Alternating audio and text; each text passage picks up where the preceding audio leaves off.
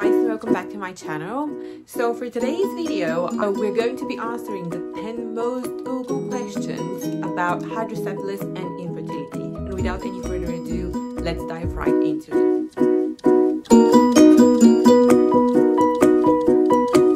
Oh my god, there's so many more questions and so much more information than when I was searching for it like 3 or 4 years ago. So of course, question number 1 is, can hydrocephalus affect fertility? And you know, the Google's answer is that hydrocephalus itself doesn't typically cause infertility, but some underlying conditions related to hydrocephalus might impact fertility. Additionally, some people with hydrocephalus might need to avoid certain medications or treatments that could affect their reproductive health depending on individual health circumstances. I feel you're a little bit wonky, aren't you? Okay, so that last bit of the response, I don't know what Google is kind of referring to, but the first part I completely agree with. Like, hydrocephalus itself doesn't typically cause infertility, but some underlying conditions related to hydrocephalus might impact your fertility. Then, is pregnancy safe with the VP shunt? And Google's response is that many people with a VP or ventriculoperitoneal, which is my type of shunt, have successfully had children. However, pregnancy can pose unique challenges such as increased pressure on the abdomen, which may impact shunt function. Regular monitoring by a neurosurgeon and an obstetrician familiar with shunts is essential for a safer pregnancy experience.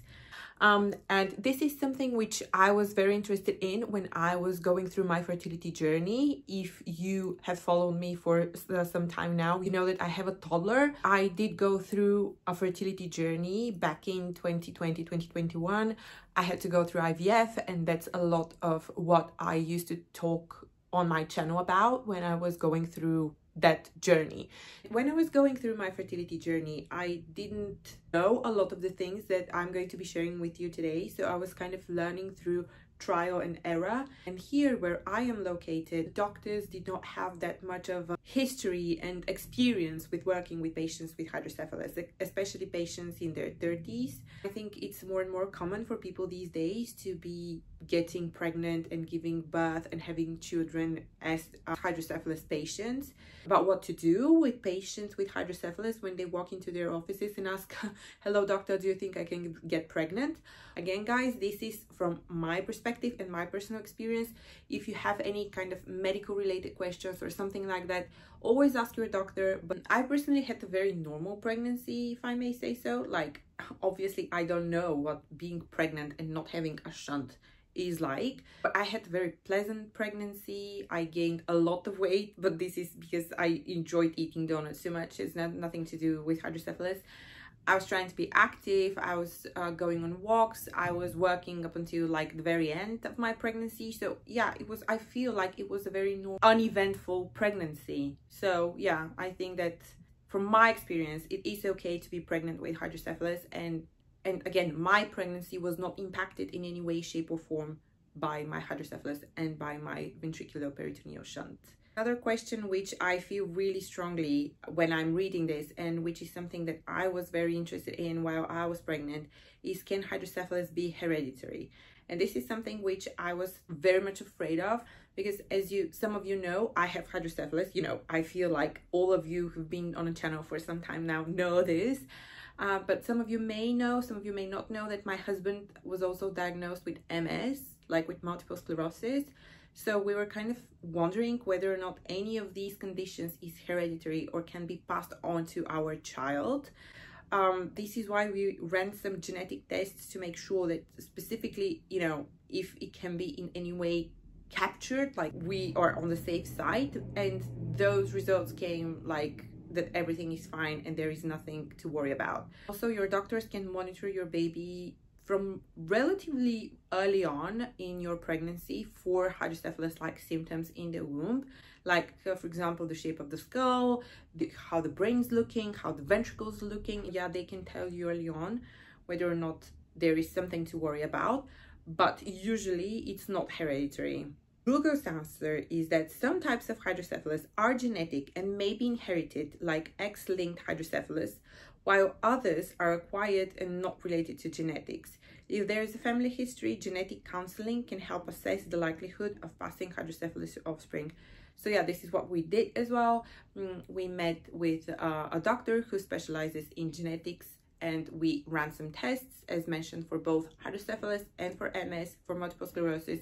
Neither the MS nor the hydrocephalus were assessed as hereditary, but we did go through the tests. Like, we did run tests. And then one more question that, oh my God, I'm like, all of these questions, I couldn't find any answer to that like 3 or 4 years ago when I was going through that. So yeah, way to go, all of you. You're amazing for, you know, Googling and asking all of these questions, so that more and more people these days can actually benefit from the information that's gathered online. So yeah, good job. Go ahead, keep digging, keep asking questions, because this is how we spread awareness, and this is how we gain more and more information about some issues that are actually important for us. Like, for example, can I have a baby or not?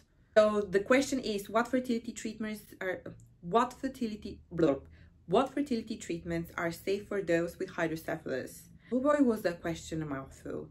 Okay, so most fertility treatments are safe, but depending on a person's shunt, hormone changes during treatments like IVF could theoretically affect intracranial pressure. A team approach involving a fertility specialist, neurologist, and neurosurgeon is recommended to tailor a safe plan. And this is something which I also agree with, because when I was going through IVF and through my fertility treatments, I did consult a neurosurgeon. So I did go into the clinic where I had my surgery like 15 years prior to ask whether it's safe to go through IVF. And they said it was fine. So yeah, I would definitely also recommend having a neurosurgeon on the team while you're going through IVF and your pregnancy. I don't think that my gynecologist, like my fertility doctor, was familiar with any of the changes and any of the risks that fertility treatments may have on patients like me. You know, I don't think she was really familiar with those. And to be honest, I did not dig in too deep, because I was like, okay, you know, I have this level of control. Like, I can only know and control this much of the process. And do I really want this? Oh boy, yeah. Like, I want to go through IVF if that's what I need to do in order to have a child. Having my third coffee for the day, because, you know, researching and filming this video, I can tell you, was a hard work. Okay, so next question. Can hydrocephalus cause complications during labor and delivery? Google's answer is, well, hydrocephalus itself doesn't directly complicate labor. Pushing during vaginal delivery could increase intracranial pressure. This risk can sometimes be managed with a C-section or a modified delivery plan.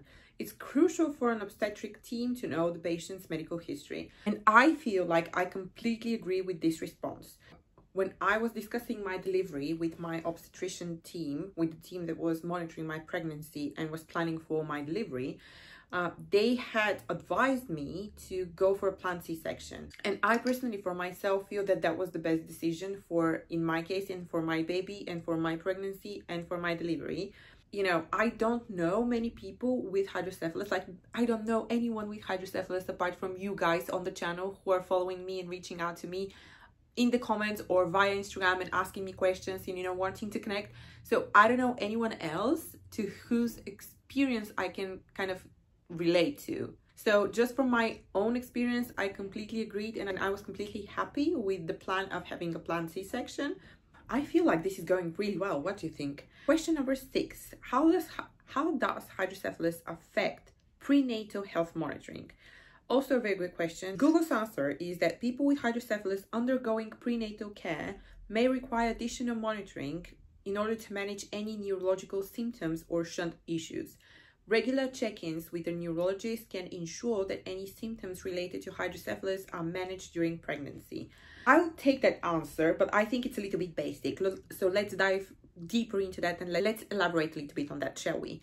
So for example, there are some things that we needed to do on top of what is required standard of care. And at least here where I'm located at, for patients that don't have hydrocephalus or don't have any such conditions, pregnant women can have an early scan, which is included in their regular prenatal care. That's like for everyone, which is, I don't know, I feel like week 6-7, when the doctor is kind of hoping to detect heartbeat as well, you know. Then there is one screening, which is like screening for genetic aberrations such as Down syndrome, Turner's, and all of these like genetic conditions.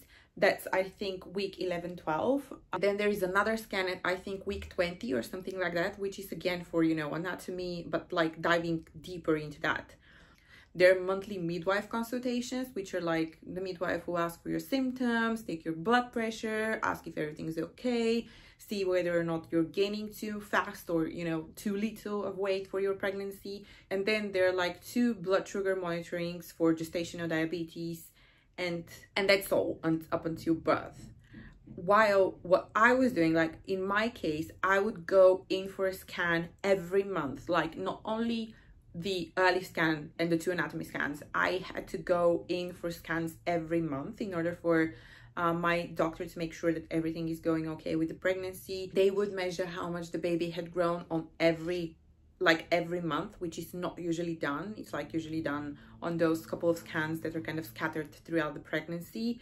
So I feel that there is a little bit more of a precaution when it comes to patients, to pregnant women with hydrocephalus. And doctors are trying to monitor both you and the baby as much as possible in order to make sure that everything is okay. And there is one more question, which I think is kind of a repetitive one, which is, are there risks of passing hydrocephalus to a child? I feel like we already answered that, so okay, we can give a short answer, and it may be possible. And if you feel that you are worried about that, there are tests that you can run. Make sure that you've done whatever is within your control at that point. One more question, which I think we already kind of answered, is IVF safe? Is IVF safe for people with hydrocephalus? Google's response is IVF can be safe, but the hormone stimulation involved might theoretically impact intracranial pressure, though this risk is often minimal. It's best to have a fertility and neurological specialist work together to monitor any potential complications during hormone treatment. I had no complications whatsoever during my IVF journey, but as always, consult with your doctor. So yeah, the last 2 questions I like very much, because these are probably one of the most important questions when it comes to IVF and fertility and hydrocephalus, regardless of whether you have hydrocephalus or not, but especially if you have hydrocephalus. And this is, what are the mental health impacts of hydrocephalus and fertility challenges combined?